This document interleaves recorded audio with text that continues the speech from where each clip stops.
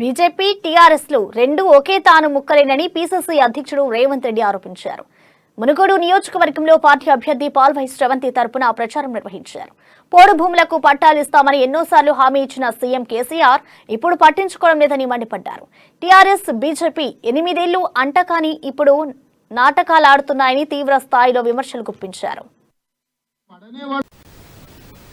ఇయాల తెలంగాణ ప్రజలు కేసీఆర్ ఓడించాలి, ప్రజలందరూ సిద్ధమైండ్రు, యువకులందరూ నడుం బిగించిండ్రు, మా అక్కలందరూ ఆశీర్వదించారు. కాబట్టి ఇయాల కేసీఆర్ మునగడం ఖాయమని తేలిన తర్వాత బీజేపీడు దొంగ నాటకం ఆడుతున్నాడు. నాకు వానికి వడనే వడదు, నేను వాడు కొట్లాడుకుంటున్నాం అంటుడు, వాడు అవినీతి పరుడు అంటుడు, వాడు దోపిడీదారుడు అంటుడు.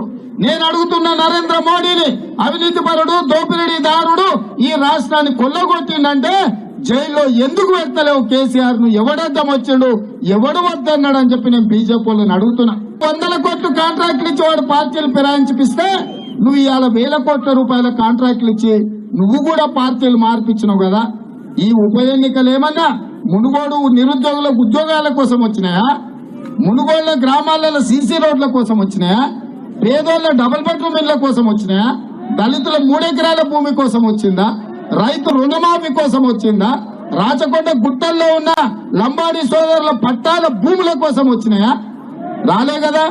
మరి దేనికి వచ్చినాయి ఎలక్షన్లు? మీరు 1000 ఓట్లు వేస్తే ఢిల్లీకి పోయి కోట్ల రూపాయలకు మీ ఓట్లు అమ్ముకుంటే